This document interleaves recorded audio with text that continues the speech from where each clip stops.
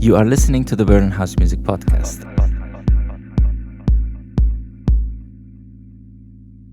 And we're live. We're live. Welcome, Carlo, in the building. Thank you, man. Nice to see you again. Nice to see you too, man. It has been a while. Yeah, definitely, bro. So the last time I think it was in last year, 2020, in January, during your party at Watergate Club. Exactly. Yeah. That was actually the last party we did there. Yeah. Then afterwards we had one in March we had to cancel. Mm-hmm. Yeah, but it was a great party. I had so much fun. Also, my first time playing at Watergate in general. So I was super excited. I was super nervous as well. Yeah, I think we were aware that it was going to be the last one, so we were having a lot of fun. Extra fun. Yes. Yeah. We had to save some fun for the whole year. Yeah. Yeah, that is true. Yeah, I wonder when then, things go back to normal again with the parties. You could have another one at Watergate. I hope Watergate is still open by then. Yeah. But I assume Watergate is big enough of a business, an established club to stay open, right? I don't really know what is the current situation. Yeah. I think it's everything in the right direction. Yeah. But also I knew that they have very high cost. So that is true. I can assume that the rent must be very high at that location, especially. Yeah, exactly. Yeah. So by now it's it's been like too long without any income. Yeah. Yeah, the new situation when the clubs are opening is going to be really interesting to see who survives, who doesn't survive. True. Yeah, I expect 50% of the clubs to, open again. The other 50% just gonna stay closed. But on another hand, it's good because new places are gonna be open, and new people, a lot of things are gonna change. True. I'm very positive about the new situation. That's good. I think that's that's important, to keep in mind, to survive in general and keep the music going, But I think a lot of people did a good job with the online streams in general. Of course, it's not comparable to an actual party, but I think it's still good to keep it going in general. Yeah, definitely. Yeah. I mean, I'm not a very big fan of the streaming, but of course it keeps somehow alive the spirit of playing and DJing. Yeah, that is true. And you've been bringing some very nice music out on your new label, and some very nice mixes as well. Thank you, Aterral. So, what's the story a bit behind it, in general? From the label, you mean? Yes. So basically, I'm from Malaga, Spain, the south, and the people from Malaga, we are very proud of being from Malaga. I guess like everyone else from their local hometowns. So now, since we put on hold Neo Vinyl, I really wanted to start my very own label. Yes. I decided to name it after my hometown. So in my hometown in Same, we received a wind from the inside of Spain that is called Aterral. Mm-hmm. And it changed completely the mood of the city. It's really warm. It doesn't matter what you do, you're still hot. Imagine it's 40 degrees and then you get this hot wind. Wow, man, it's difficult to explain, but it changed the mood of the city. Yeah. And I want a little bit to take the name of Aterral, give it a twist. So that's why I call it Aterral, because I don't belong anymore to Malaga. I've been for 10 years living in Berlin. Previously, I was living in Barcelona, in London. Yeah. So it's funny, I don't consider myself so local anymore. Yeah. But I wanted to pay some homage to my hometown. And especially change the mood of people. I'm taking the same effect the wind does in the city for my music. I want to bring long nights of no sleeping to the world through the music, and also keeping the spirit of the Mediterranean soul, no, like really warm, happy, colorful, sunny music. Nice. This is a little bit the the guidelines I have in mind with the label. Yeah. And of course, then whatever is coming afterwards is. I hope it's gonna follow these things. I don't know. It's not mandatory.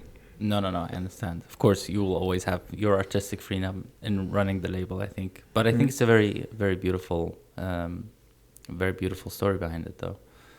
Thank you. Yeah.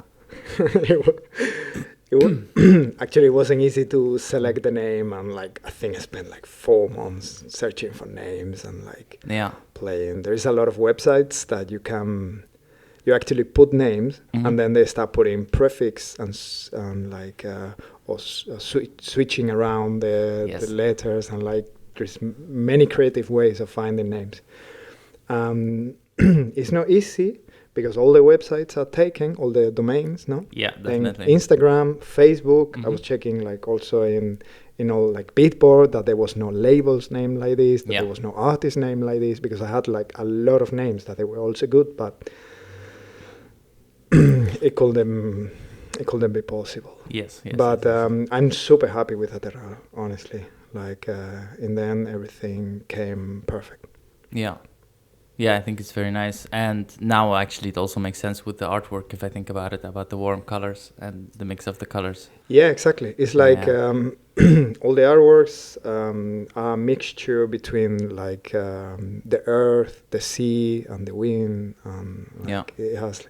Also, I have to say that Jennifer is doing an amazing job with the artworks. Like, she's brilliant. Nice. So Jenny, I'm very happy with you. Shout out. Cool. Good. All right. And do you have you have already like a plan for the future and where the label is going, basically? Yeah, right now, I just released my one, Mediterranean. Yeah. And I have like Retro Migration is coming next. Then I have Nephews. I have various artists coming, like a release from Black Loops again, Lisa Roca, and a various artists. Like also other potential names, but I prefer to keep. This is what I have on like safe for sure. Yes, and then yes. I have a lot of things, and it's been like a funny trip so far, because my idea was not to release too much, like to keep it like 4 or 5 releases a year. Yeah. But in the end of the day, I received so many good music, a lot of demos. I'm gonna release a little bit more regularly. I mean, like maximum 10 releases a year. I'm not gonna go too crazy, but it's gonna be like a steady flow of music the whole time. Yeah. I think that's very good, and I think that's also makes the followers very happy to have this nice music coming out. Yeah, sooner definitely. Than later, yeah. I mean, I know there is a lot of music right now. Every week there is like thousands of releases. It's crazy to be like. For me, sometimes it's like I see on Fridays especially, it's like, this is out now. And it's like, man, I cannot follow up everything, all the promos, all the music I want to buy, or my life, like, it's kind of hard. But, in the end of the day, this is everything about creating your own family behind, and to keep like a very close contact with your followers or fans, or like, I don't really like this, I prefer to say like, there are people behind, so like friends. Like for me, it's really interesting to see how, because with Bandcamp, in the end of the day, you can see who is buying your music. So it's always the same people. Yeah. Always the same people, like regularly. That's nice. And that's really beautiful. Yeah. Those are the true supporters. Yeah, exactly, man. Yeah. And I think this is very important because they keep the scene alive, basically. And it's a huge appreciation for them, because they keep things going in general, I think. Yeah, totally. Yeah, because I think also I've noticed a lot of DJs, since they're not really playing a lot in the clubs, they might not buy as much music. But yeah, for the people who do still buy music and support, I think that's huge. I mean, I include myself. Like before, I was always buying every weekend new music, and right now, like from time to time, I do like shopping. But of course, I don't have to play every weekend. So why am I gonna buy so much music? Yeah. I mean, I can say I'm really careful with what I buy as well now. Only the best of the best.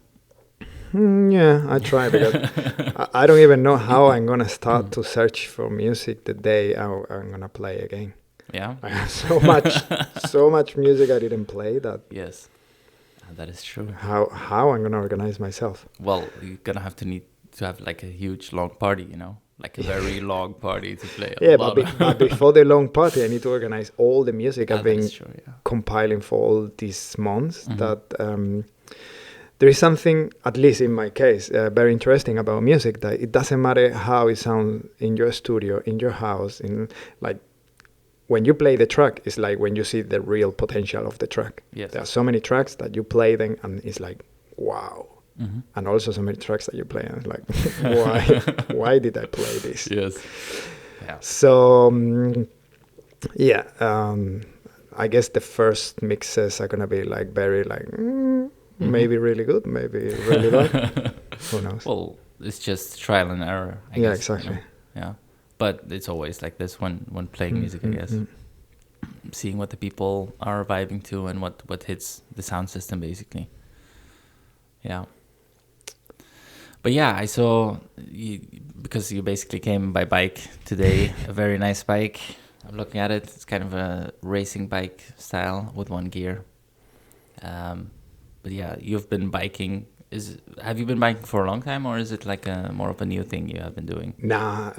So when I moved to London, like I don't know, 13 years ago, something like this, it was the time when fixed gear was like really popular, or it was becoming popular there in London. Of course, it's everything flat, so it's the perfect bike. Yeah. So I bought like a bike there in London, and I started to like change the wheels, change the handlebar, change the seat. Like I was making it like perfect. And then I started biking. Then I brought the bike to Barcelona, and in Barcelona I changed also the front, and I was like so happy with my bike. Yes. And when I moved here to Berlin, I had it for 1 year, and then they stole it. So yeah, I'm a big bike lover. Yeah. And I have to say that not only you do a sport, but also like it's helping the environment and like everything. And I don't know, it feels great. Yeah. I think it's really the future. I think it's very dope, especially I've lived in Holland for a while, in the Netherlands, and there biking is like the basic of transportation. But there weren't a lot of bikers here in Berlin. But since Corona, actually, they have doubled or tripled even, like the amount of people cycling.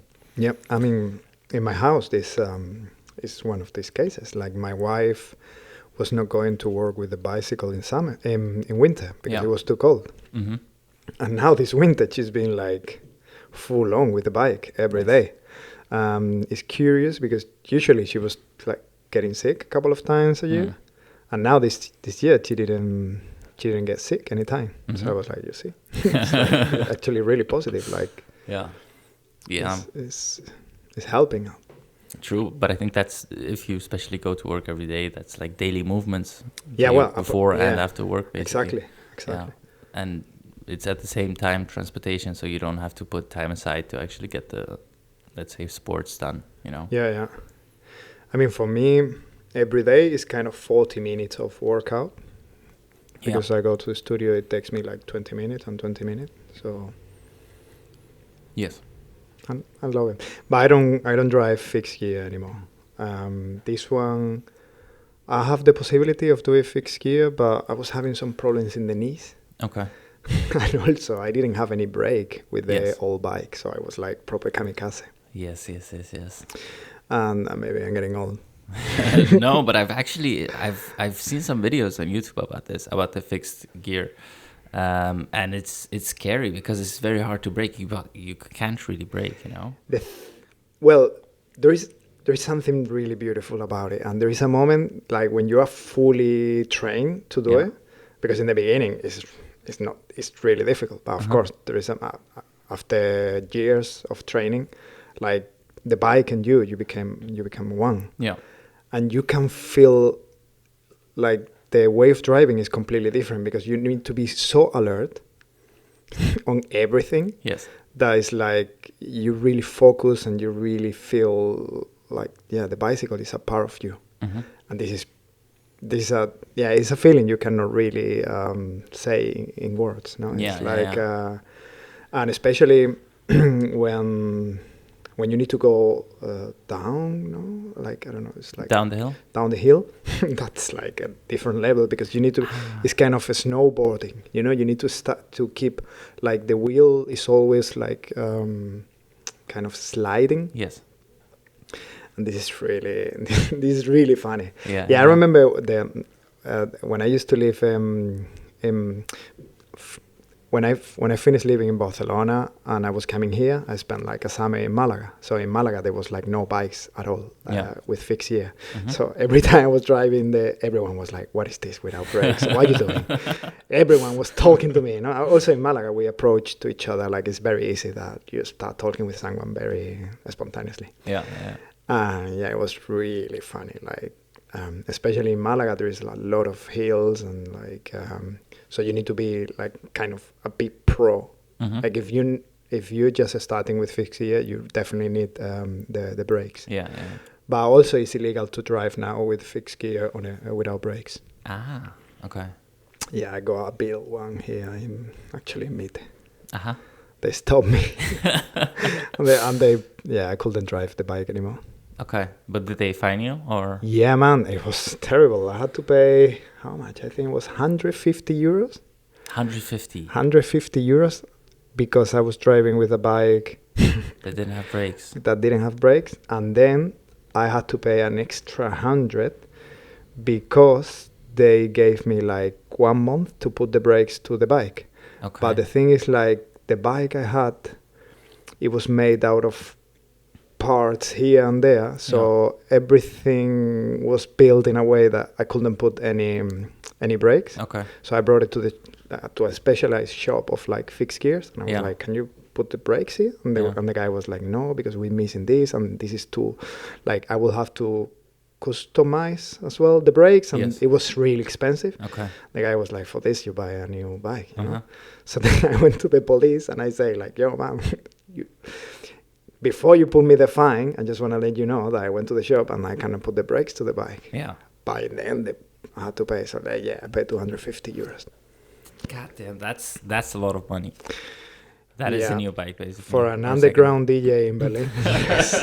This is like the salary of 2 weeks. Nah, I'm kidding. No, but it is a lot of money, especially with bikes. I mean, I get it. If you drive too fast with the car and you get flashed or something is wrong, it's a different thing. You know, the cost is more. It's more expensive. But for bicycles, I mean, I can understand because if the chain is breaking, you are like free will.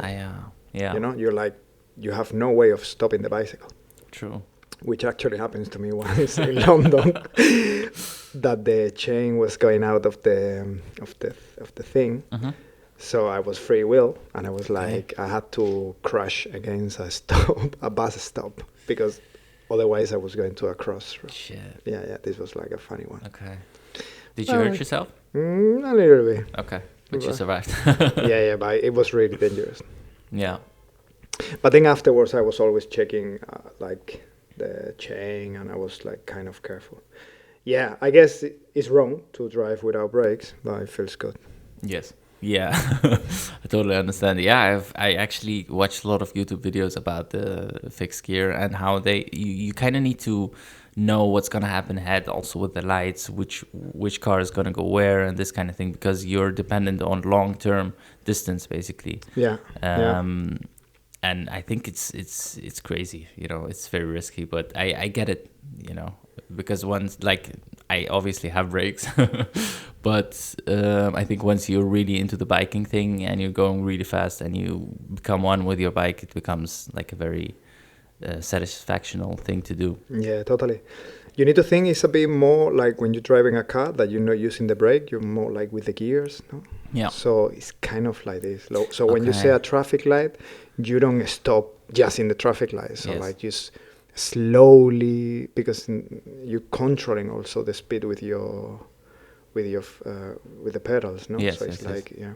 Okay. And then there is like plenty of tricks to stop the wheel. So also Yeah. what you can do is like you pull, I don't know how to say, you pull the back wheel Yes. in the air. Okay. So you put all the weight on the front wheel. Whew. Well, that seems very dangerous. No, you put so then the back wheel doesn't have so much weight, so Yeah. you can brake it. Yes. Yeah, I've seen that. Yeah, I've seen it's that. like, I mean, they're like the guys in San Francisco that they do fixed gear. This is crazy. Yeah. This is like Yeah. insane. Yeah, I mean, yeah, it's dangerous. Oh well. Yeah. Well, I think with danger comes it's a hobby thing. It's like Yeah. riding motorcycles very fast. And this kind Yeah, exactly. Well, at least with the bike is like less dangerous than motorcycle. True. A bit less speed. But yeah. And elsewise, let's say since the corona, have you been making a lot of music more than usual? Yes, I really focus in the studio and I spend a lot of time there. Okay. Yeah, I've been making a lot of music, but also I had the time to learn the basics of how to make music. So in terms of quantity, it's not that much maybe, Yeah. but in terms of quality, I'm very happy with how I step up my game. Okay. So you've learned some new tricks and skills to bring it to another level, basically. Well, I just learned the basic, man. But you have been making like music for a long time and very nice music, so you know the basics, I would assume. I thought I knew the basics until I started like taking the time of like doing tutorials and to Okay. read about mixing and a little bit about production, and I realized I did a lot of things right, Yeah. but I also did a lot of things wrong. Okay. So there is a moment that you have so much experience that you finally understand all these things that they are written in the books, Yes. even if you didn't study or whatever. Like, Yes, yes, yes. okay, so you do this and this happened and blah, Yes. blah.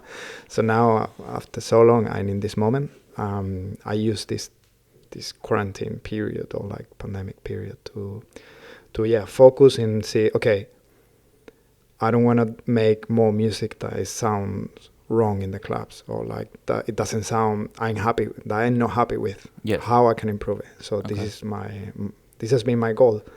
Of course, in the meantime, I've been making loads of music. Yep. Especially I did like a sort of hip hop project as well, like beats. Nice.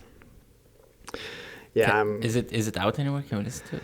No, man, this is in my computer and it's just like I'm just working like I was working a lot during the summer on this, and then I stopped. I took it back like 2 months ago. Yeah. I was working again, and now I'm there. I don't know what to do with it because it has so many samples Mm-hmm. that maybe I need to do dub versions of it to release it like without clearing the samples. Yes. And on another hand, I wanted to sing or like to kind of rap, Mm-hmm. whatever. Yes. Yeah, but that's dope. I try. It's like a fail, man. It's the biggest fail ever. Why? No, it's not my thing. Okay, but I think I've tried this as well. I've tried this, and I listen back to my voice, and I'm just like, mm-mm. But I don't know how other people feel about when they sing, Maybe like the professionals also have this in the beginning, and then they kind of improve. I'm trying hard. Yes. I'm trying a few times just to give me like, I know you're not going to be like a rapper from day one. No, exactly, yeah. But no, so right now I'm just when I have a little bit of more free time, because right now with all the kindergarten of a song and with the kindergarten clothes and all these things, like it's a hard time to focus really in music. So I just want to have like a little bit of time and do like a nice project, maybe with singers, with real singers. Yes. But I mean, the songs I have like 15 songs there, and the beats are kind of solid. Okay. I've been working so much on them. They're like really the sound I want. Everything is there. So I just need to give it like a really nice concept and a story. Yes. Yeah, I'm really into storytelling. Nice. Do you write like you wrote your own text, let's say, for the lyrics for the rap? Yes. Okay. Yes. I was doing it in Spanish. Okay. Yeah, this is one of the other... because I'm seeing lately a lot of people from Spain doing amazing music in Spanish. The scene in Spain is kind of rising. Yeah. In general, like a little bit more. It's like touching the underground and the commercial. Okay. Starting to like see a little bit of light in the end of the tunnel.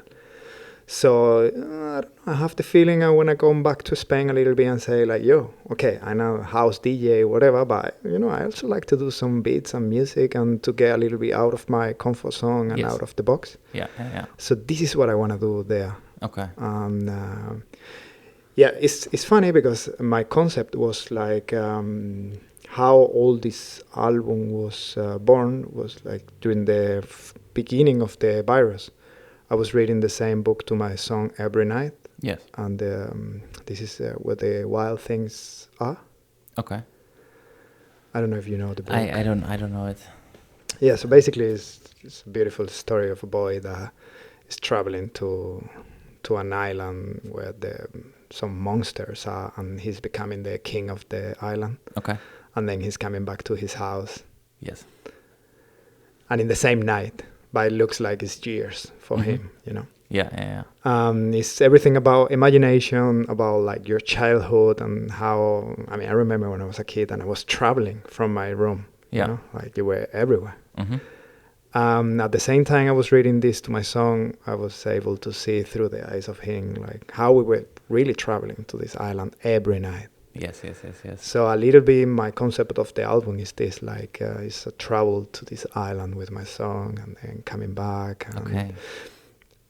I wanted to do this through like all the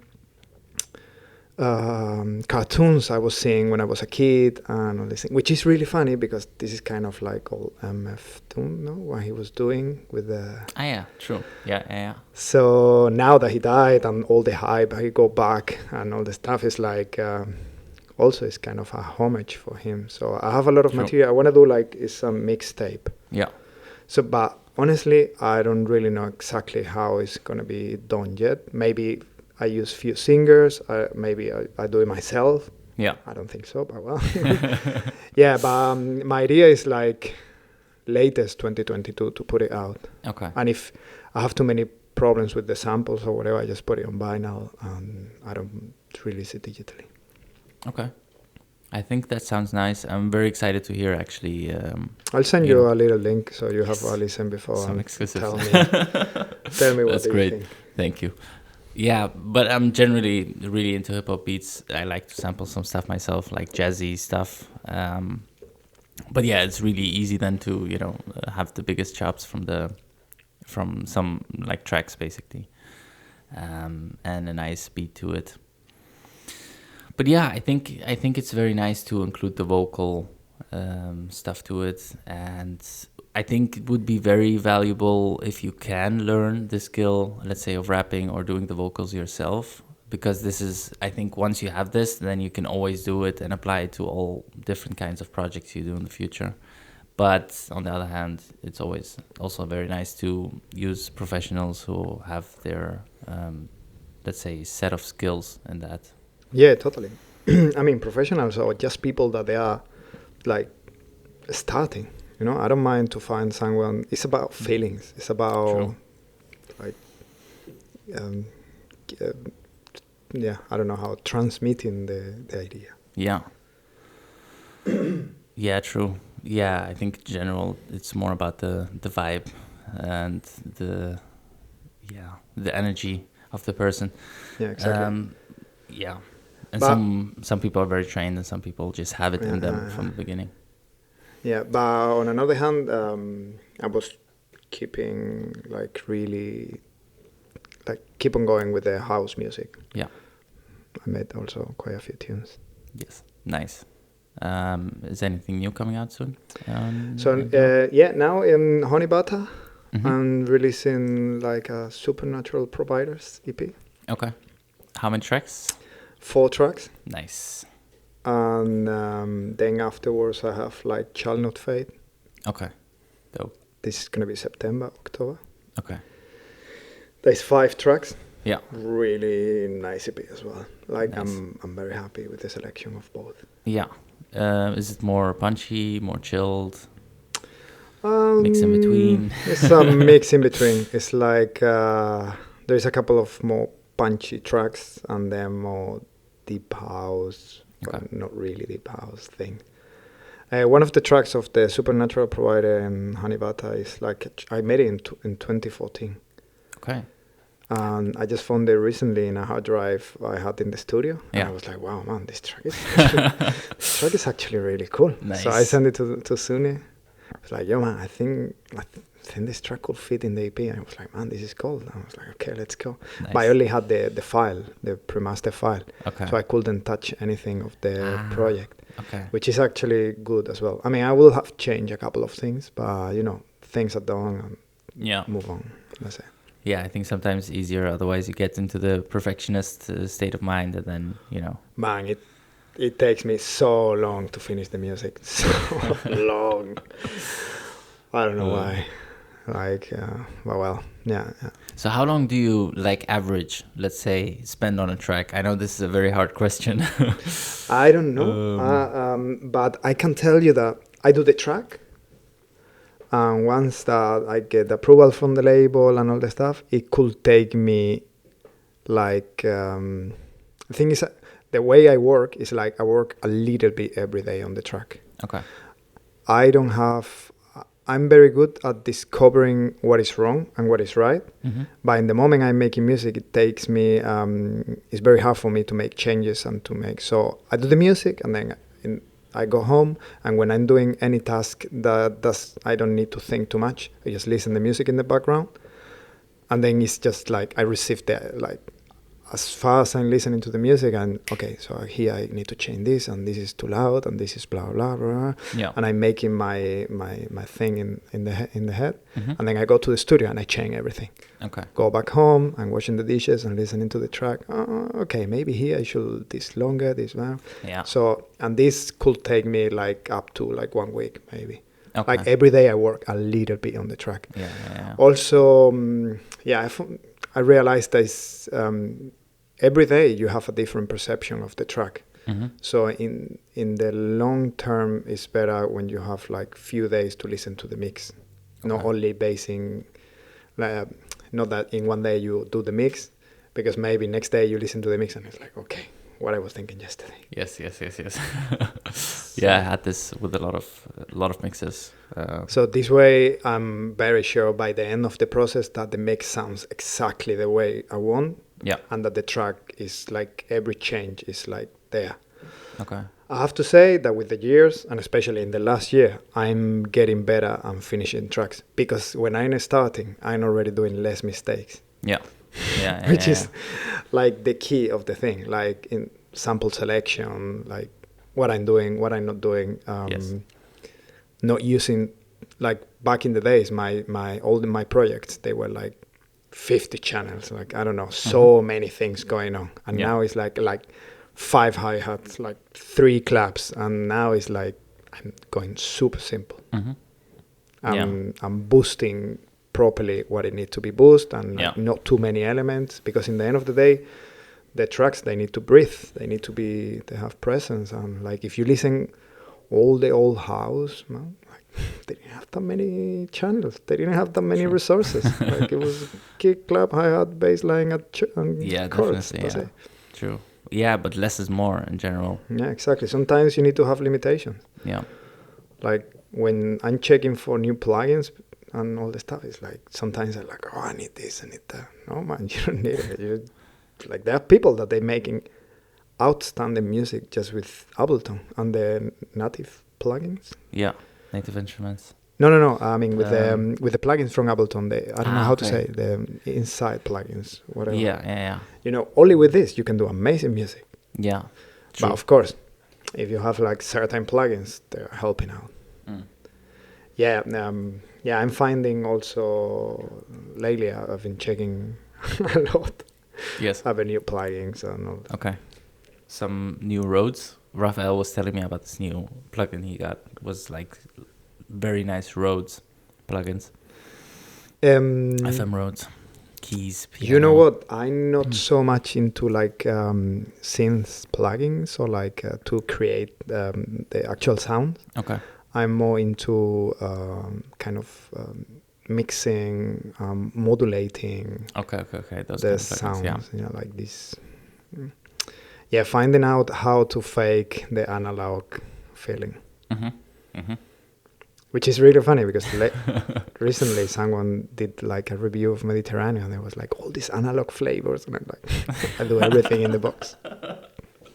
Well, that's beautiful, I think. But this is creating the sound. If it's, if it feels like that and you hear it like that, then it is like that, basically. So I think that's very good. Yeah, exactly. In the end, it's like just very small modulations. Yeah. That you need to be applying through the whole track. I'm not so talented in music skills. So, yeah, I need to use these things to fake that the track is changing constantly. Okay. But I think you are good. And by applying this anyways, it's even better. Well, yeah, no, but, yeah, man, I don't know. I really want to say have a voice in the future of house music. Yep. With a lot of respect and responsibility as well. Yes. And I'm working towards this. Yeah. Yeah, and I think the future is looking bright, for sure. Right now it's looking... there is a little bit of clouds. Well, but the situation isn't the best either at the moment, Yeah, no, definitely. I mean, we need to see how is it going to be once all the clubs are open. Yes. How the scene is going to be, because a lot of big acts are going to be missing gigs. Yes. So they're going to start playing for smaller venues. Definitely. Then the DJs that they were playing in these smaller venues are going to start playing in most, like, even smaller venues. Yeah. And then this is going to be applied to every step down. True. So maybe I need to play, I don't know, in my toilet. There's not going to be a space for me. Let's see. No. Well, I think the well-established friendships you have in the music industry in general will always be there and will take you back to your path. But yeah, I see the same problem, definitely, that a lot of the bigger DJs really need to play and they're going to take over a lot of the medium DJs over, let's say, their places. But yeah, I think it's a measure of time till things go back then and everything balance itself out and things go back to normal. I think the bigger difference is that I don't know if it's true. It's just some assumption from my side, but I think it's not very, like last year in 2020. I don't think that a lot of new people started DJing. As in, there are no parties to be inspired by. There were a lot of restrictions. So I think there is a gap in the new generation of DJs, which then makes like less DJs coming up. You know what I mean? I think you're very right. I think like you, actually. It's not only that people didn't start, it's like there was no a place to write. Yeah. To be like performing and showcasing your sound or your persona. True. There like clubs are closed. Of course, you can be. I'm sure some people online made like a really good job with the streamings and they were building a bigger fan base. Or there are some cases of people that they were boosting their profile during Corona. But in the majority of the cases, there is no new acts at all. No. And this is something that is like a little benefit for us. But, I mean, in the end of the day, this or a thing is like a cycle of life.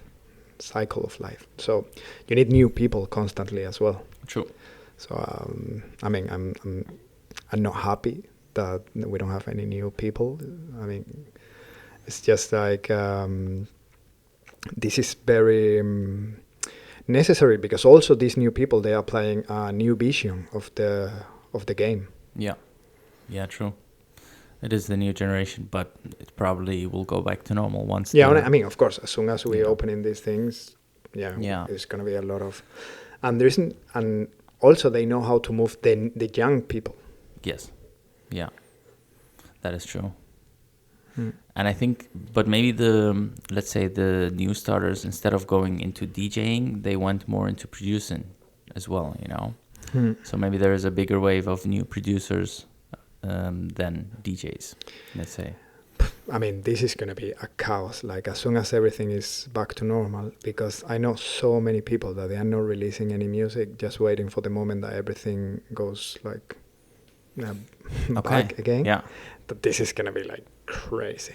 Yes. Well, do you so think that's much music?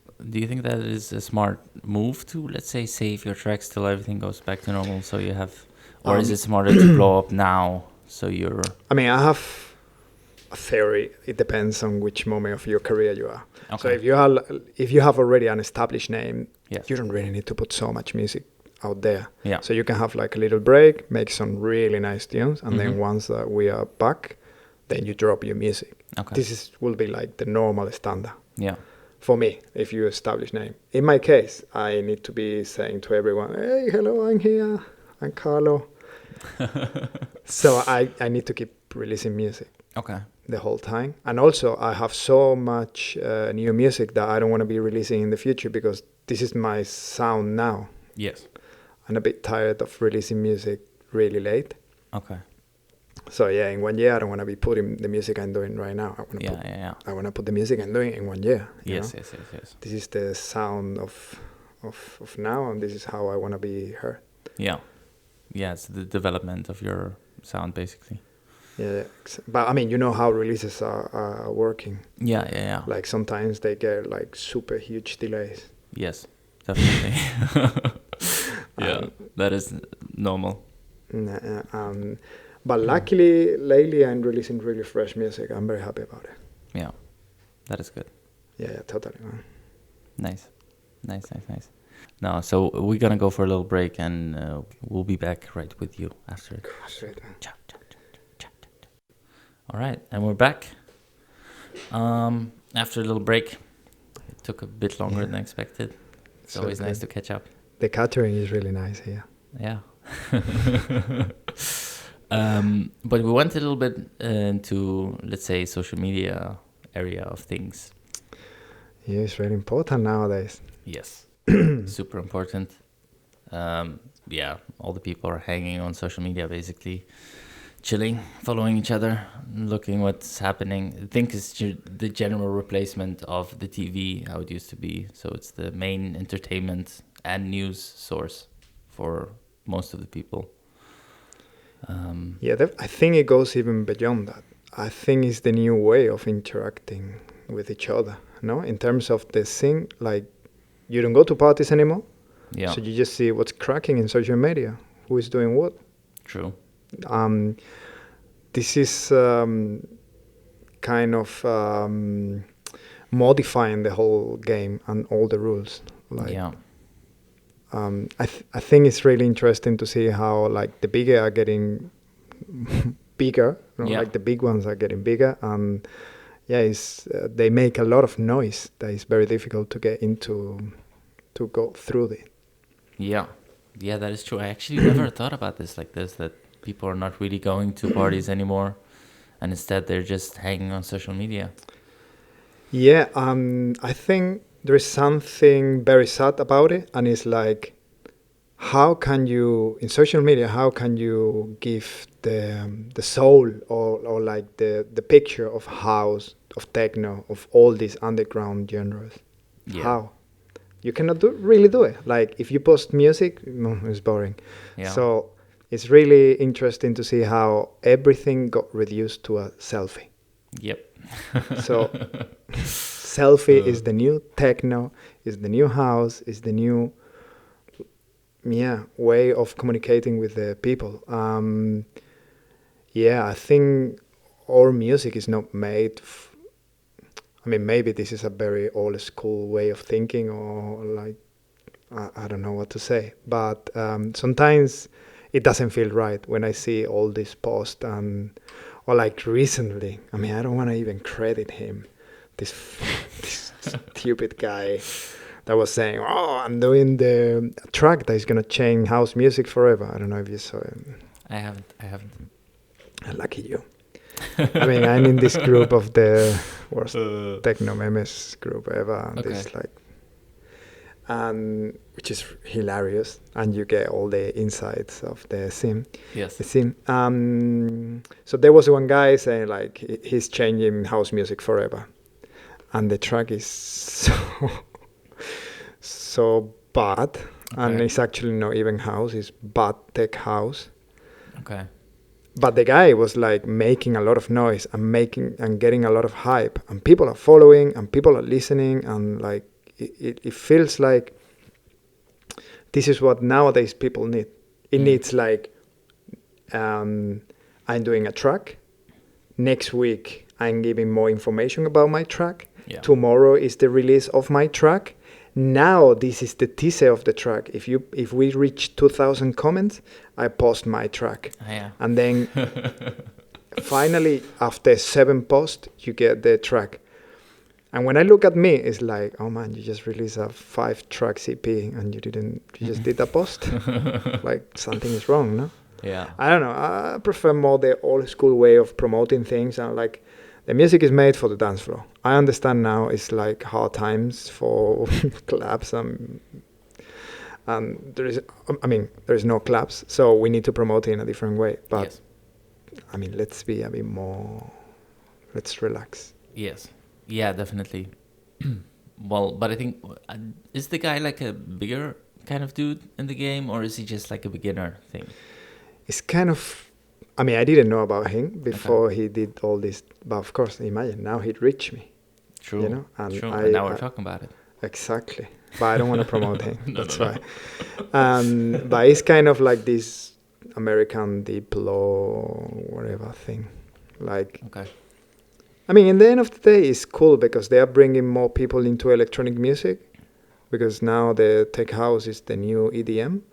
So they go into electronic music, they realize it's good. Yeah. Even what they're listening is not good. Mm. And then when they grow up, they say like, you know what? I really want to hear the true material. Yes. So then they come to us. True. And we are providing them the right shit.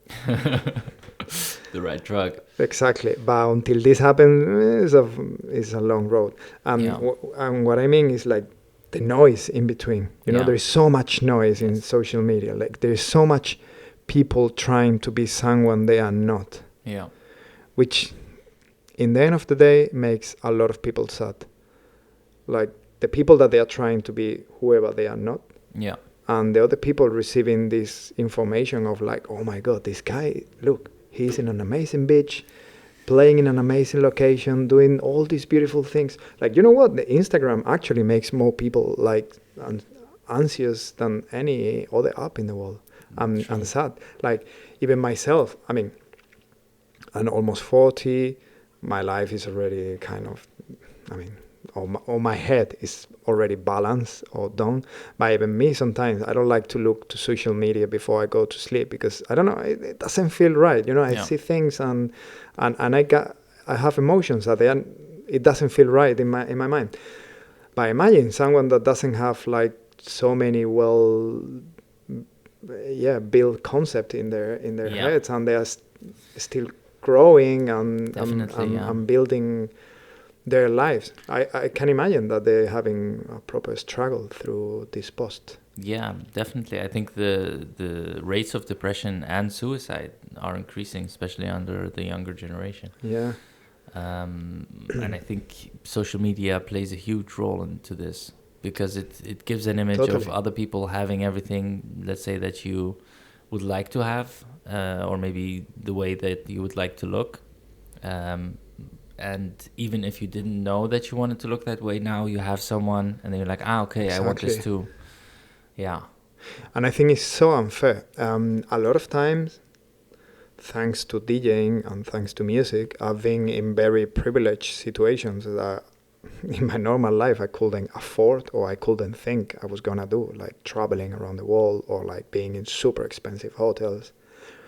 And many times, before I'm posting all these luxury things I'm doing or whatever, like I put I cut myself. I don't post it. I don't like to brag about it.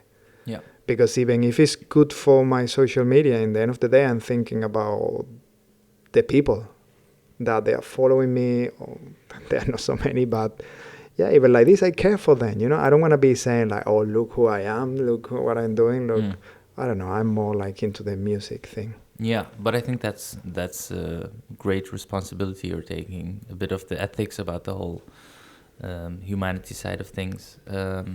But yeah, I think it is very important to think about other people when posting stuff, because a lot of people will get depressed by the stuff, and be jealous of not having something. Yeah, and it's empty content. You know Yeah. what? Like this empty content is bringing you more new people that in the end of the day, they are making you more famous. But listen, we're here because of the music, not because you're showing, wow, every day, this is my daily routine. I'm going to the beach and look how amazing is the beach. Wow. Yeah. And then people look, do we need to go to this beach? Or look, this guy. Oh, wow.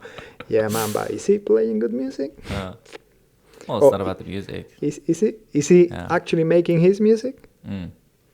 Yeah, but this is the thing, something that I've noticed.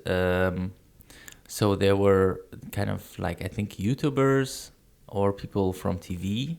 At one point, it was very easy to just get into DJing or being a producer so you can get booked in venues and stuff. So it's, even if you're not a DJ, you're, let's say, someone from a TV personality, and now TV is kind of over, but you still want to continue doing something, you just become a DJ because the people still know you, the clubs will be interested in booking you, because you bring people around. And I think it's an easy way of still earning money with your fame from someone else, from somewhere else. Yeah.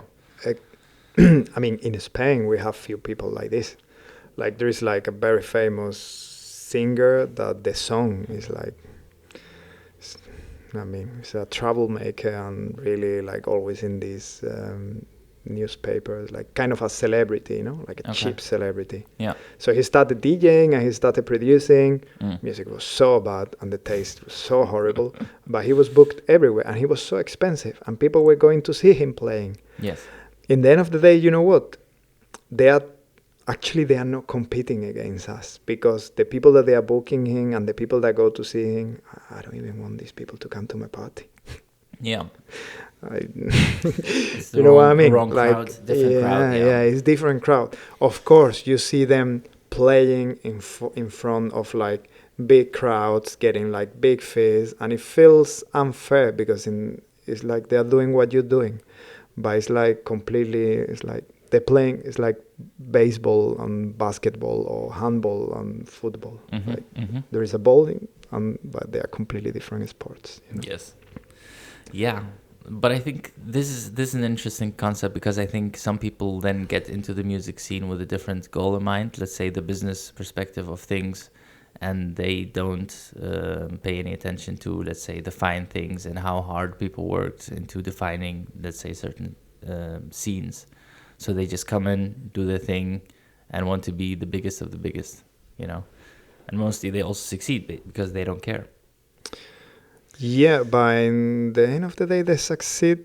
Well, not in when? Like, I really like, and I always say this, like an interview that DJ Kose made, and he said, like, the goal is to have commercial appealing and underground integrity. Nice. This is where we need to go. Yeah, that is well worded for sure. Yeah. This is what we're talking. This is what I try to do. I don't know. Like, I don't like when people, they go full for the business. Don't get me wrong. If you go full for the business, but you're doing it with the heart and like it make like there is a work behind of love and of respect and all the stuff. Go for it, you know. Like I'm not gonna blame anyone, but it's everything about these fake people that they don't even know how to play. Like I mean, don't get me wrong, like Paris Hilton, all these things, like this video that she's playing, and then there is a guy behind, just of course, checking that everything's alright. You know, yeah, I mean, this is something I truly miss from the old days. Back in the days, you had to buy the turntables, you had to buy the records, you had to learn how to play, and then you were able to play in the parties. I remember when I first bought my turntables, I only had like 6 records. So the maximum amount of time I could play without repeating the tracks was like kind of 45 minutes, 1 hour. So after 1 hour set, I had to play again the same tracks.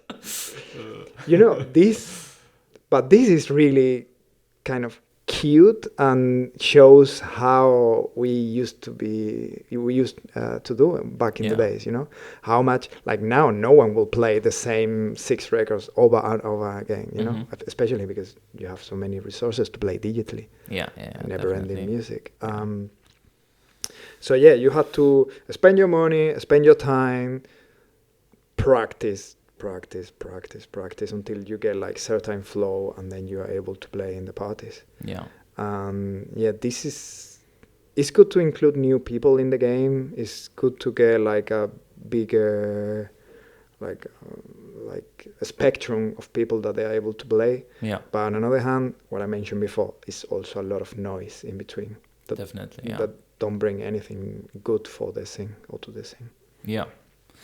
Now the music is the least important aspect. You know, the social media posting and the appeal is the most important, or seems like it's the most effective, basically. In certain areas, yes, but they are like I see a lot of people that they are like underground heroes. They're playing only records, like all the Slow Life guys, or like Gene on Earth. Like they play in super cool parties. I mean, well deserved. Yeah, definitely. That's cool. I have some hope in the underground. Yeah, me too. Definitely. But I think also the underground is definitely more chilled, and I think it provides peace to the soul in general of the people. Totally. I mean, so you know, people who are tired of the whole bullshit come to the underground and they're at ease. Yeah, it's different. It's like, of course, there is egos and there is like this healthy competition, but it's not like all this commercial bullshit of whoever is doing better and better and better. Yeah, I don't know. I hope I can keep myself underground for the rest of my days in the music industry. Yes, you better. It's important. We need you here. Don't go to the other side. Yeah, I mean, one of the things I would really love to do in the future is like to empowering, like to bring to a. In Spain, basically, we don't have such a strong underground scene as we could have here in Germany or UK, or like Spain is very mass media or like mainstream. And sometimes I feel like, I would love to boost a little bit the underground dance scene in Spain. And especially in Malaga, I would love to like start a little movement of house music, because I think there is a lot of potential in there. Man, like in the south of Spain, there is so much talent, honestly. People are like so it's musical, you know, like you breathe music from the early days. So I don't know, I have really big hopes in being able to bring something back. If one day I'm moving back to Malaga and start there, like, I don't know, a little club or a little something. Yeah, that would be dope. Yeah, man, like, I don't know, just to put this little spirit of house music in some kids, and then let's see if it grows, and maybe there is like a little movement. True. I mean, I don't know. Yeah. Just trying. Yeah, but I think that's good. At least putting the initiative out there. Yeah, that's why also I name the label after Malaga, because if one Yeah. day I'm coming back, it's just the perfect way of yeah, it feels really good to be in my hometown doing parties with this name and this concept. And Yeah. And then it's well established as well with, established artists who then can bring stuff in the next yeah, direction. and also copy a little bit the idea of the parties here in Berlin, because when I party there in Malaga, I feel like everyone is a little bit into social media and to like, look, I'm partying a bit Yeah. like Ibiza style. Mm-hmm. And I really like the way we party here, like no Yeah. phones, like, Mm. check your Instagram another day. Yes. Like you're coming here for full interaction, like a full experience. Yeah. And this is what I want to do. Like more, this is a club for dancing, having fun, discovering new people, and forget about your phone. Yeah. And also there is something very interesting in Malaga. When I go there is like, there's no mixture of people. So like the punks are with the punks, the rockabillys with the rockabillys, the hippies with the hippies, the rich with the rich, and the rockabilly, I just say, or hip hop with hip hop. Like there is no like places that everyone goes from many different things. I think this is super important for places, like open your mind, like when you're meeting people from other, I don't know, spectrums, or like, I don't know how to catalog. From the total different yeah, cultural and groups. this is something that I love from clubbing here. In general, the city is a little bit like this, no? It's a big mixture of people. True. But in clubbing, you can see like, I don't know, so many different characters that. Actually, I loved also like in this case when you're playing, no, and then you play a track that you saw a guy that was the whole night drinking at the bar. Yeah. And then I have like one edit from Radiohead, and maybe you play this track, and then the guy from the bar is coming in front of you, and it's like, finally you play one track I like, all these kind of things. Yeah. Like, Yeah. Different people. True. Yeah, I remember playing. It was actually still in 2020. I played once, no, twice. So I think let's say after the lockdown once at Craig Belmer, and it was a hip hop warm up, and I was playing some instrumental old school hip hop, and then the guys were really happy that I'm playing. It's like, please can you play this? I'm like, guys, I really like instrumental hip hop and general old school hip hop. I don't know a lot about it, so he was asking all these requests from different people. I'm like, man, I'm sorry, I cannot. But he was very happy to hear this as well. And then I went more house. He was like, man, are you gonna go back again into hip hop? So then basically after closing the night with like house, the last track for him especially, I did like a 90 BPM hip hop track. He was so happy. He was so happy, yeah, definitely. But yeah. But this is definitely something very nice about Berlin, bringing all different cultural groups and social ladders together, so you feel connected with general population a bit also, like in Berlin at the parties. You're not isolated with different social groups, so the rich and the poor and everyone's just in one place. Everyone under the same roof, dancing to the same music and forgetting about anything. In this moment, you're free. You're whoever you want to be in the dance floor. Yeah, that's why you see so many characters here. It's people that they don't fit in any other parts of the scene. And in partying, they really fit. I mean, back in the days, 2020, 2019, yes. When we were doing the parties in Watergate, there were like few guys that they were coming along to our parties, and they were like super quiet guys, super shy, whatever.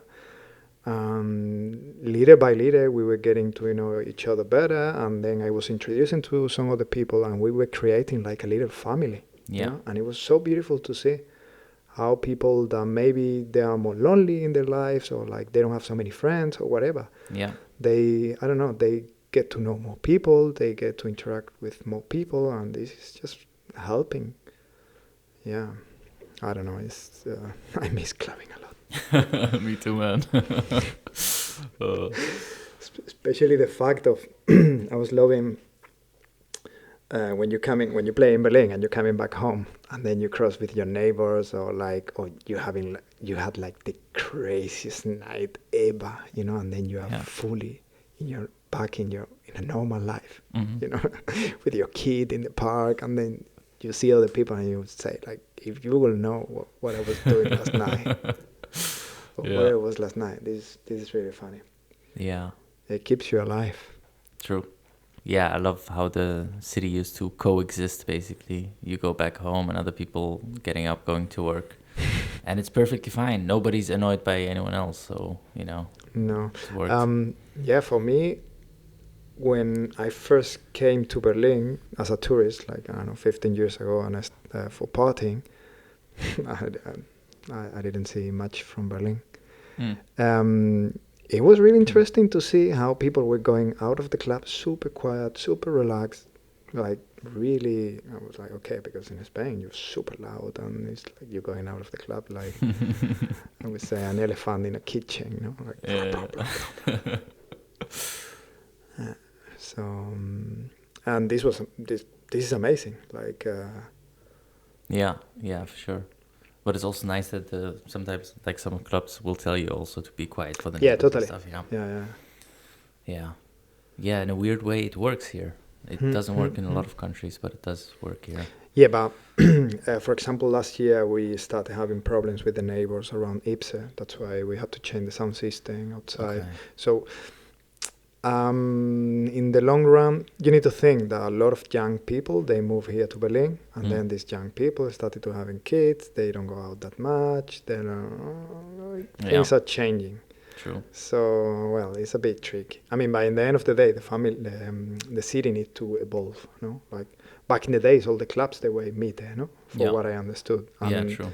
And now it's more Kreuzberg, and probably the future is not in Kreuzberg anymore. Like, no. This new Grismule, it was moving. Where did it move to, actually? I don't even know, but it's kind of far away, I heard. Yeah. Yeah, I think most of the things are going to move outside of the... And then, I mean, Sisyphos is not super far away, but of course it's like, it's a little bit more further. Well, maybe this is the future in Berlin. Yeah. The things are getting a little bit more abroad. True. It's normal as well. It's like for a big city like Berlin to have so many clubs in Kreuzberg, which is kind of center, like it's a central neighborhood. This is like we are very privileged. True. Yeah, definitely, and for so long as well. Yeah. We wanted to talk about privacy as well. Yes, definitely. Social media. Yes, privacy. So privacy is another thing. Generally, I think a lot of people are putting a lot of information of themselves out there publicly for everyone to see, which is fine if you're fine with it. But I don't think people realize that this information is also forever. And yeah, it is weird how people act, online. Yeah, definitely. You're trading your privacy for like being more famous, or like for people to listen more to your music. And there are some people that feel very comfortable with it. Yeah. I prefer to keep it like a bit more private. Yeah. A bit more like, sometimes I do little things, little highlights. But yeah, I don't post that much of my private life. Yes. So why is that? Kind of. How do you feel that it could damage, or why do you feel uncomfortable? If I'm super honest, yes. My feeling is like, you know what? If I'm not gonna do through my private life what I'm not able to do through my music. Okay. So this is my my thing right now. Like if I'm not becoming more famous because of my music, I don't want to become famous because of a cute song or like, Yeah. I mean, right now, yeah, I show you the video. Like my song is starting to sing. Yes. He plays records Super with nice me. video, yeah. Like I have like a lot of really funny videos of him being artistic and at a very early age. And I think all these videos can be used in like social media purposes, but it doesn't feel right now. Doesn't feel okay for me to use this because I'm here because of my music, because of my DJ skill, because my label, and not because of my song. But many people, they don't have these ideas and they really go on with all the things. But I mean, I respect every way of approaching social media. Yeah, definitely. But what I say before, we're here because of the music. Yes. Yeah. Well, and this is one thing. Then it's like all the fake followers, fake groups to like your picture and fake things. That is like, I don't really understand the people that they do this. But well, whatever. Yeah, there is a saying, fake it till you make it. So I think a lot of people have the idea then if they buy all those followers and buy all those likes, then, people will actually start to like them. And then those fake ones over time turn into real ones. Yeah, but I mean, in the end of the day, fake it till you make it. There are not so many cases of people that they really do, eh? I mean, of course, we know one. Well, I'm not going to say anything. The fake face, though. He hasn't made it yet. Yeah. But, I mean, all these things were happening with Peggy Gou recently, like when Daniel Wang was attacking her and saying all these things about her. I didn't get any of that. What happened? I don't want to talk too much, just in case I get sued as well. No, but I mean, it was a little bit like accusing her, of all this fake it till you make it, like okay. Kind of. Yeah. Very short. Okay. Well, I don't know. I haven't really. I do follow her on Instagram. I generally don't really pay too much attention on like the people. I'm in. I post stuff and I'm out. Yeah. Basically, I never spend too much time on the feed. But I think generally when certain agencies are handling your social media, I know that the strategy is mostly to have a certain amount that is fake, basically to keep the amount up. So I think like 60-40, 60 real, 40% fake, or even like 30. That doesn't really work well, I think, if you go into the Facebook advertisement and regenerating like target group audiences. But I think it is a part of the whole like PR agencies or like agencies doing this to promote their artists. I mean, I don't know. She has already like 1 million followers. Why do you want more? Yeah. It's a lot already. Well, you can always get more. I don't know. I mean, it's good. I like people that they're ambitious, but I don't know. Yeah. Well, I think it is also, I think, I don't know. So Peggy Gou for me is mostly a DJ. She has produced some tracks, but I don't know her as a producer. But from what I get from her Instagram feed, like now at the moment, is not really musical at all. It's more like entertainment, but I think a lot of DJs turned into the entertainment side of things in the meantime. Yeah, exactly. Like, in the end, you nail it. We are entertaining people. Yeah. You cannot play, you cannot really... Yeah, it's a difficult time. Yeah. Actually. It is. And I think people are just improvising, and I think it is very interesting to just see what people do.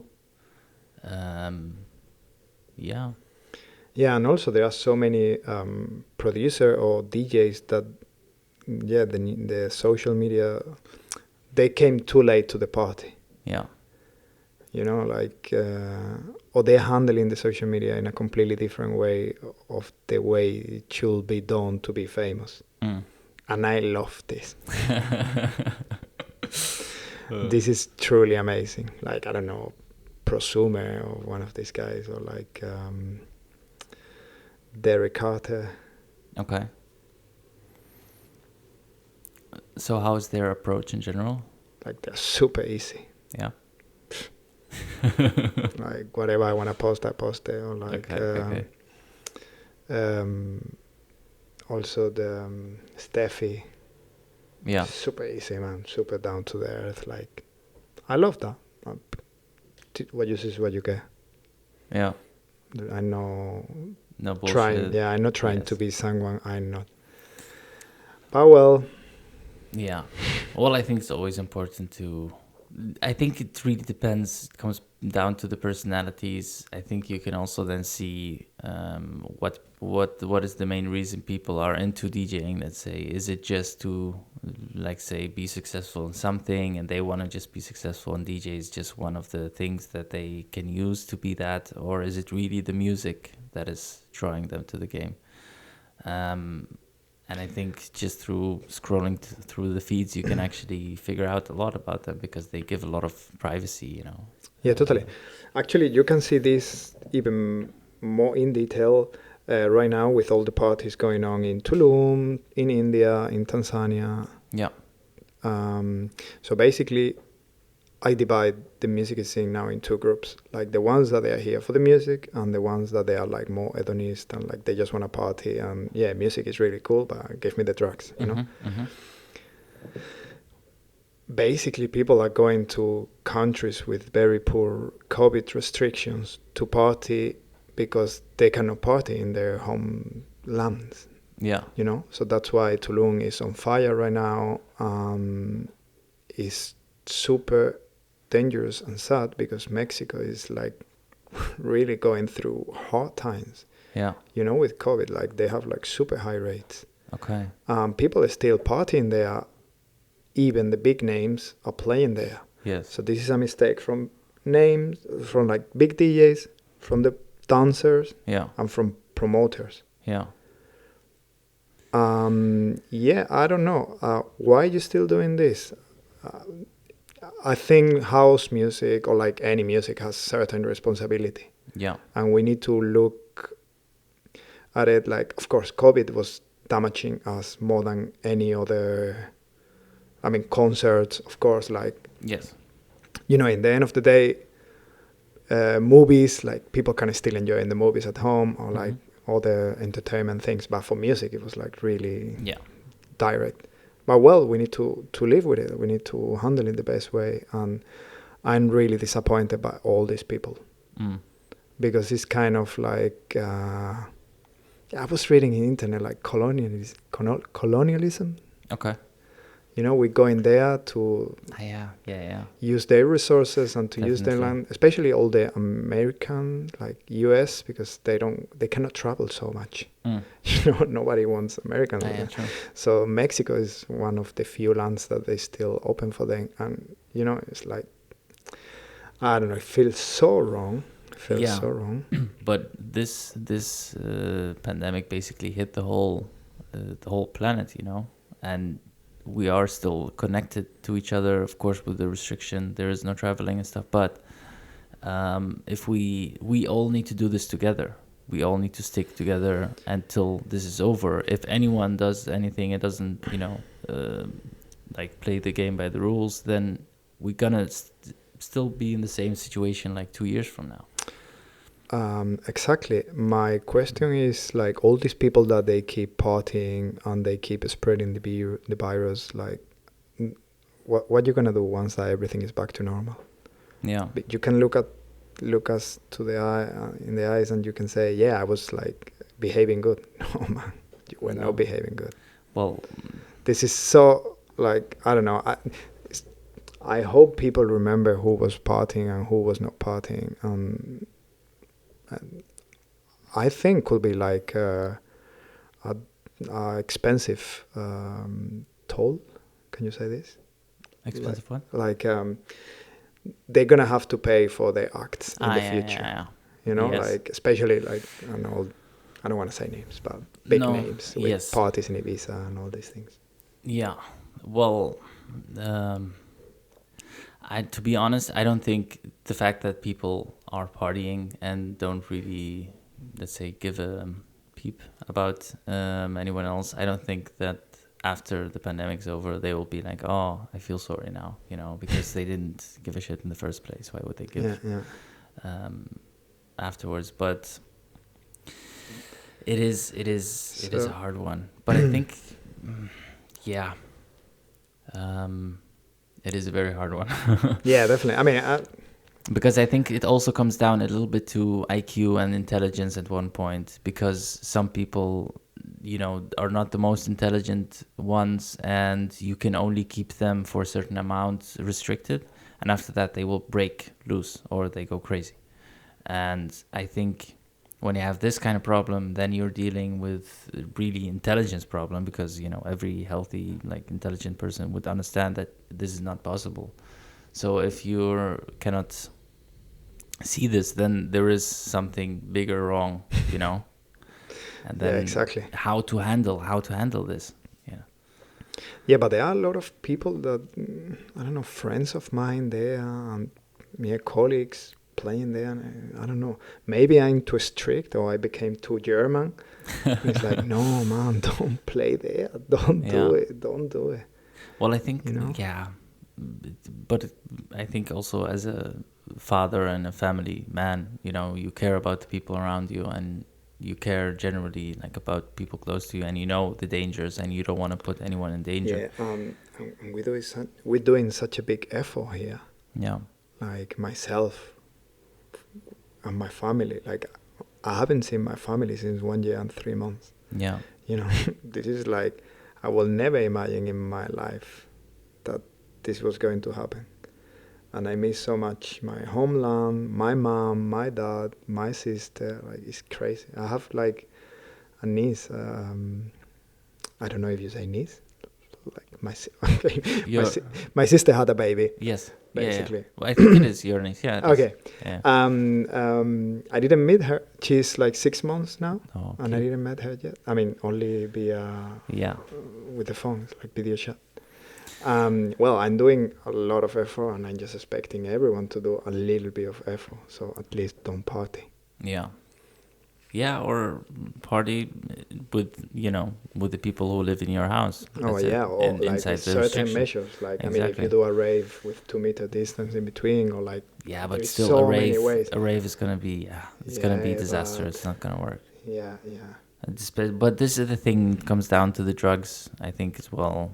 I think this is kind of the sad thing that came, because we are really into this thing about the music, but a lot of people who also go to the clubs, are very much into drugs.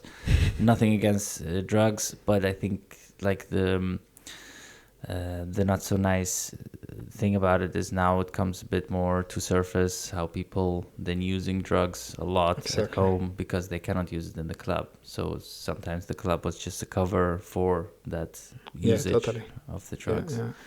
And I think, personally, that's like a sad thing, because for me it's really like music. It's music, and that's where I get, let's say, my dopamine dosage of.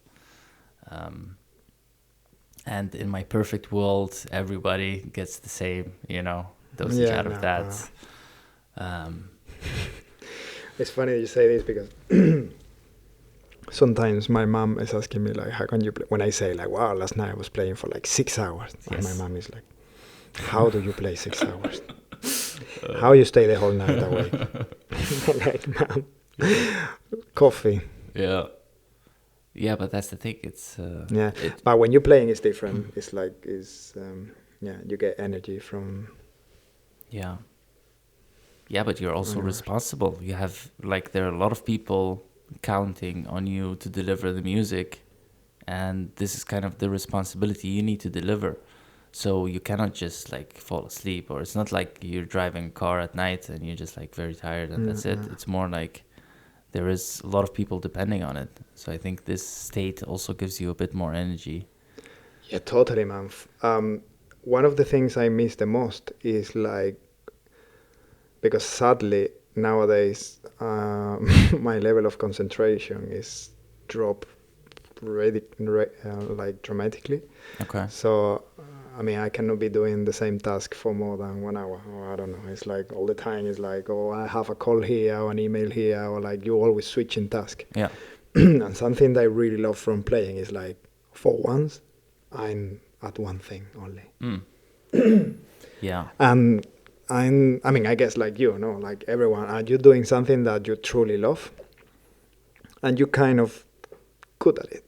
So this for me is just like my Zen moment. It's like a meditation moment. Yeah. Especially when things go right in the club and people have like a nice feedback of your music, and this is just beautiful. Yeah. Yeah, definitely. Yeah, then it's giving energy, not taking anything, you know. Mm-hmm. Also, here in Berlin, you have the possibility of playing such long sets. True. Like in Ipse, I think like I'm doing these sets of 6 hours, 6 hours and a half, and yeah, that is long. Yeah, that is super long. This is like a trip. Like yes. So many. And in the end of the day, the music you're playing is bringing you so many memories of when you discovered this track, or the day that you played this track in this party and whatever, or like when you made this track, and through the whole set, you just like, it's a roller coaster of emotions, and this is this is amazing. Yeah, yeah, I understand. Yeah, you kind of, that's the thing. You kind of go back in time and get back in touch with the emotions, and then mix with the new emotions, and then just all become one. Yeah, totally. I mean, also sometimes it feels really funny because it's like you're traveling for, like when you're traveling far, like maybe you're traveling for one day. Yeah. Just to go there to play for 1 hour and a half. Mm. So at this moment that you're playing, you need to do it right, and also you want to enjoy it. You know, yes. Like I'm here just for this. Mm-hmm. Yeah. You need to deliver. You know? Yeah. I think it's very nice to have long sets for sure.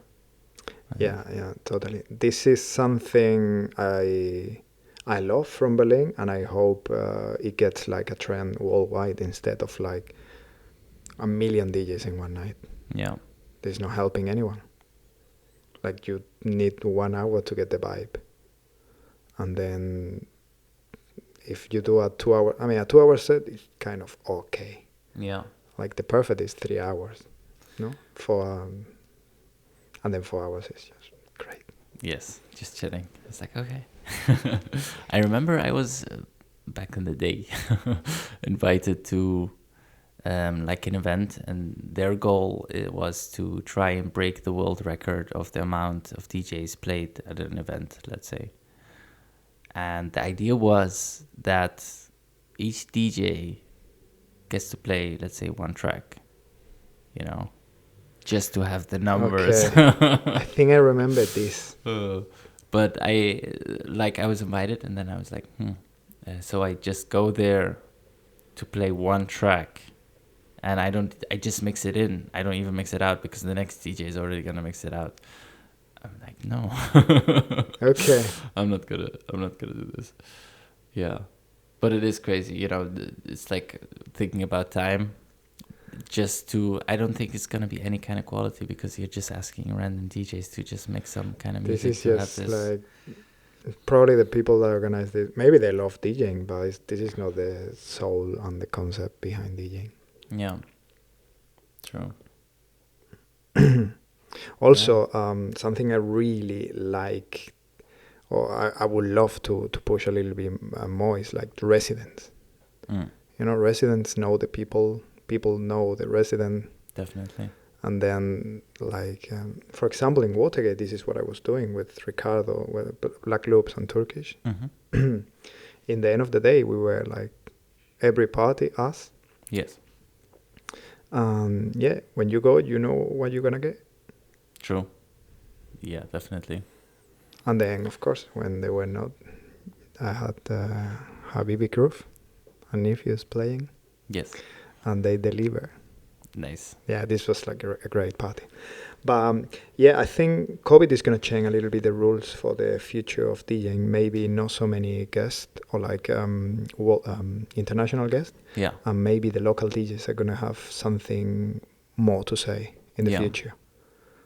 That is true, yeah. I think so too. I think environmentally talking, I don't know if you can say this, is something we need to be aware of. Like, you cannot have... Someone was posting, an old member from a techno gang, whatever, was posting like, in 3 years he did like over 1,000 flights. Okay. Yes. And this is only one person Mm-hmm. in the scene. Imagine how many DJs and how many tour managers and how many like are traveling every day. So this is a very unhealthy thing for planet. True.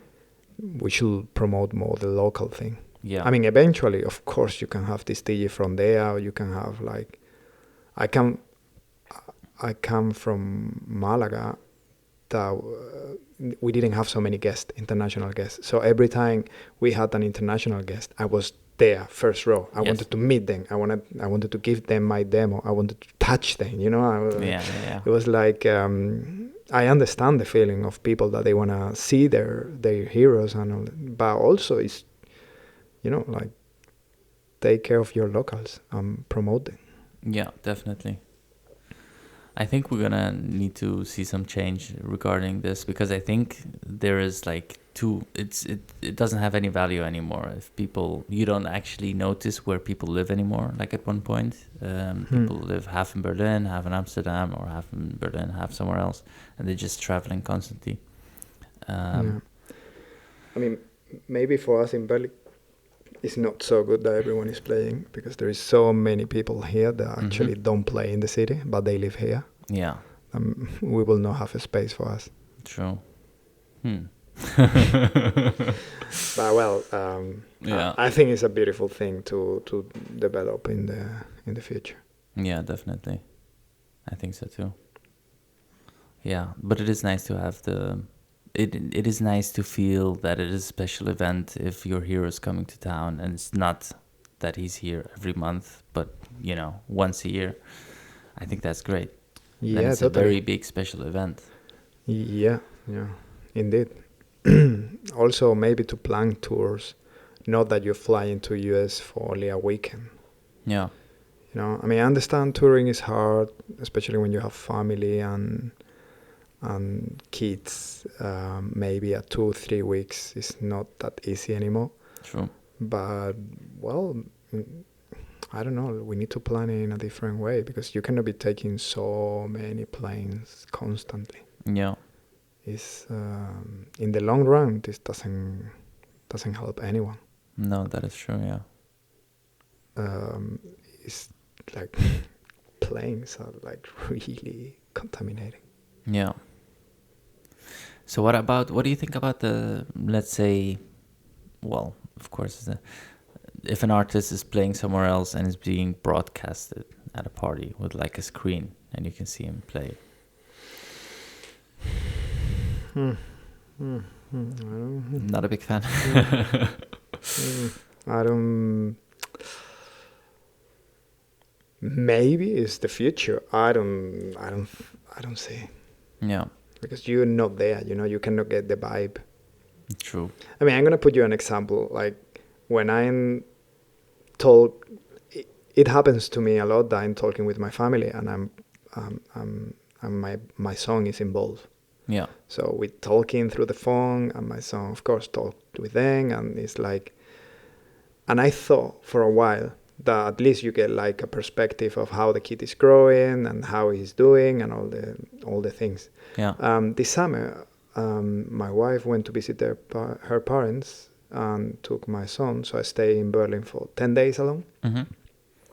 And then we were talking every day in the phone, and then I realized how difficult it is to get the vibe and how it's like a completely different kid in the phone, Okay. Yeah. So maybe what you say is an option for the future, but in the party, you're not getting the vibe. You don't know what's going on. You never can get involved as when you are there. Yeah. Yeah, it's a And different kind also of... the internet is just like making things that they are close to you far away because you're not interested anymore, and Yeah. making things that they are very far away very close to you, but you cannot enjoy them the way you need to enjoy them. Yeah. So I don't know, maybe we need to do things a bit less internet Yes. way. A bit more to the old school real interaction. Yeah, totally. Yeah. Totally. We losing the feeling, but also this is evolution. We are just like so advanced in so many ways. Like you can live online right now. Yeah. You don't even need to go shopping. Actually, it was really funny now because I've been seeing a lot of advertising about this new kind of, they bring in your shopping to your house. Yeah, Sorry, this in the company. corner. I don't want to say Yeah. the name either. Yeah, that's the thing. They just moved here, and they're here out with the bikes. They're like 20 people standing mostly, you know. Yeah, It's and it was really like, annoying. you do your shopping and then we bring it to you in 10 minutes. Yes. This is crazy, man. Yes. Hmm. Yes. People are too lazy, you know. Yeah, I mean, I understand if you have the money and you don't have the time, Yeah. you just give it to someone to do it for you. Like, but well, in the end of the day, it's just like Yeah, it's a weird thing we're going to. But I think, especially in the lockdown, like if you're doing home office stuff for your job, it's nice to go outside, to go to the supermarket, do some groceries, right? yeah, totally, man. Because Right. that's like basically one of the only things that you're gonna be doing outside, anyways. Mm-hmm.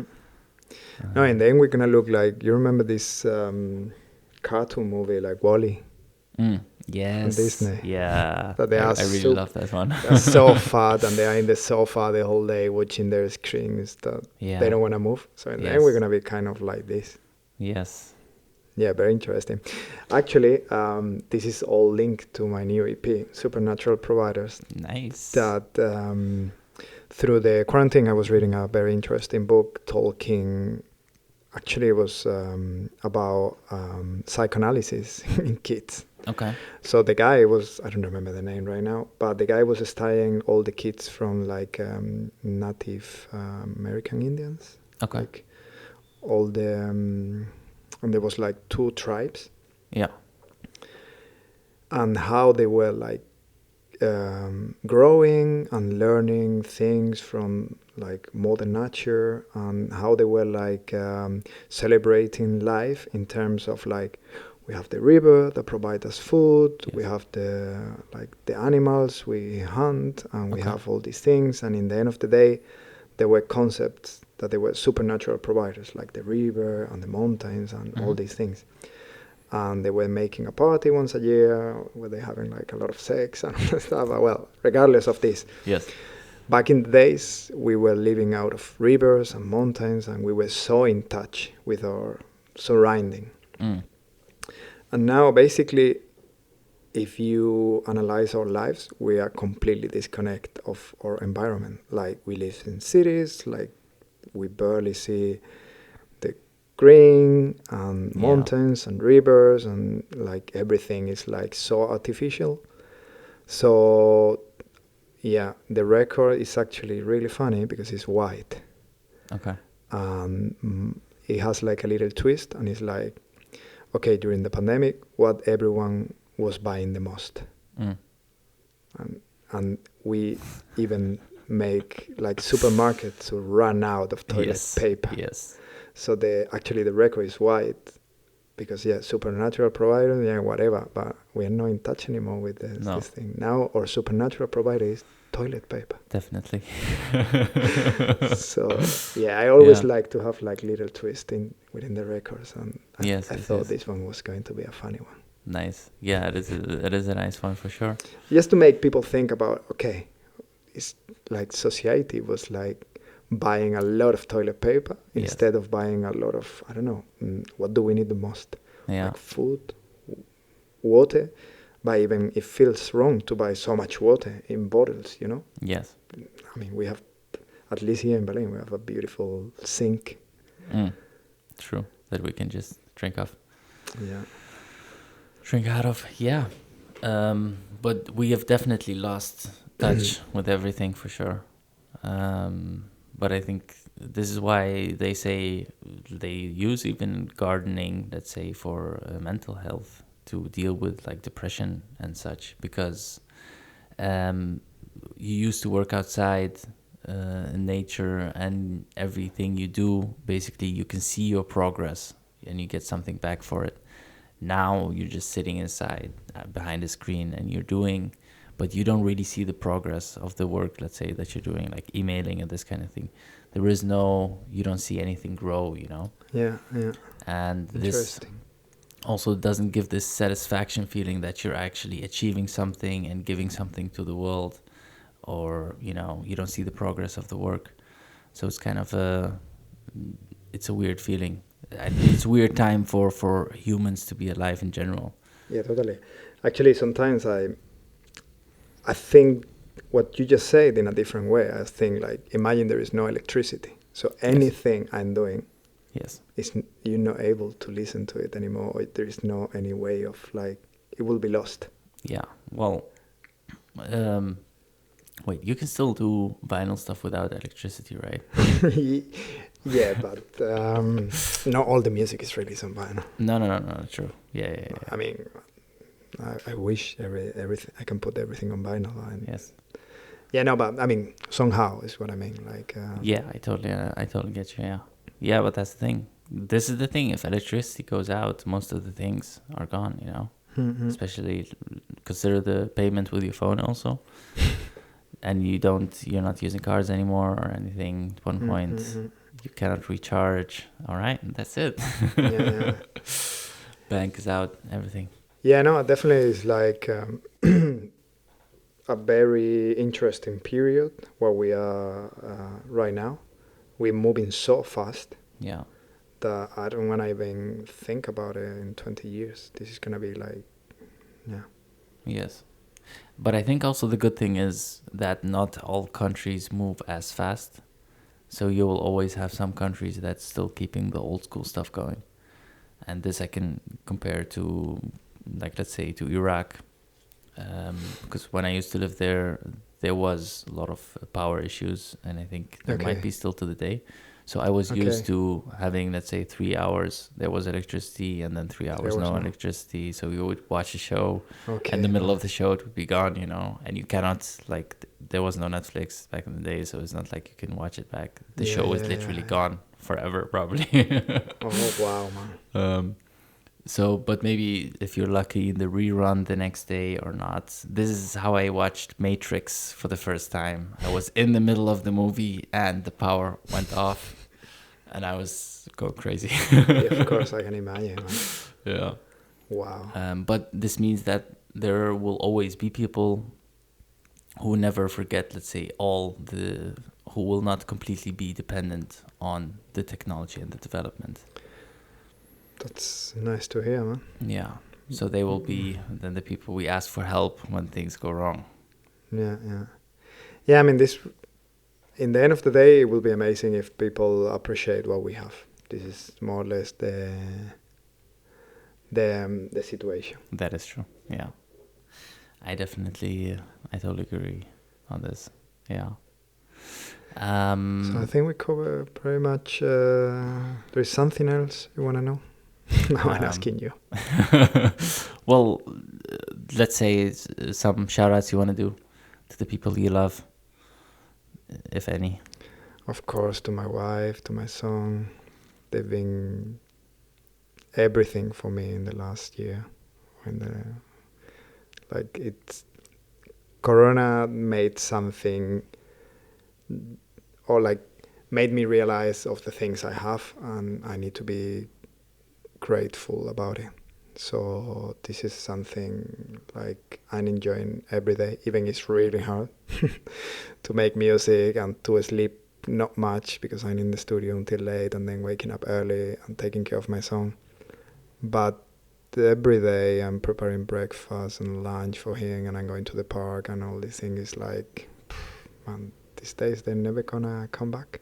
Yeah. So enjoy until it lasts. Nice. Yeah, and this is like what I'm very happy for, like to appreciate what I have. Nice. Cool. Any other shout outs to, I don't know, let's say label stuff, things that people need to check out, any upcoming things that you want to put some attention to? Yeah, maybe I didn't understand you right. No, but the first thing is the most important, and that's for the people that you love. Yeah, I mean, of course, man. Like, first of all, they need to check my label, Aterral. Yes. And then I'm going to put my shout out in, like, of course, Sune, that he's just helping me a lot through this supernatural providers in Honey Butter. Yeah. Then, of course, Malik, Retro Migration, Tim and Kevin, Nephews, Ricardo, Black Loops. There's Bass Toast. He's doing really good music. Then Lisa Roca. She's also super talented.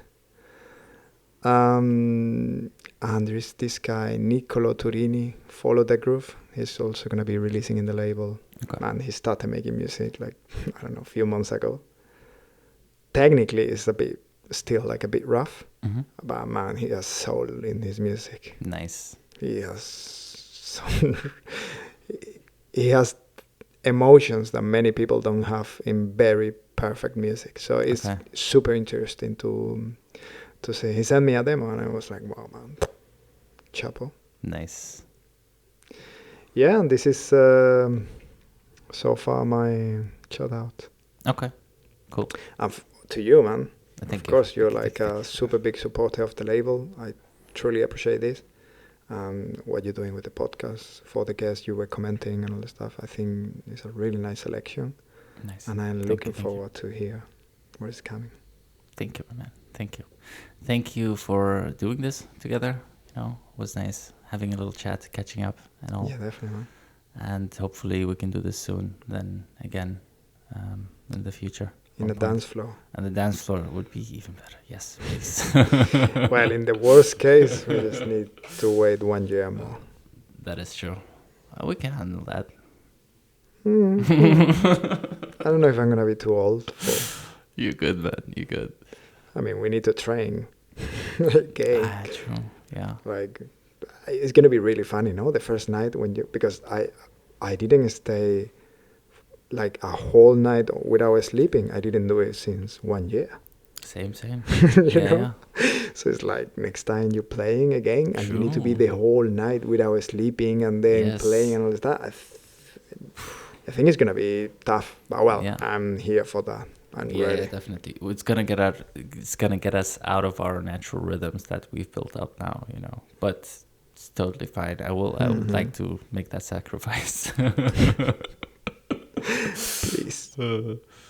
Cool. All right. Cool.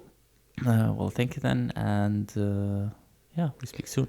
Yeah, see you soon. Thank you, man. Welcome.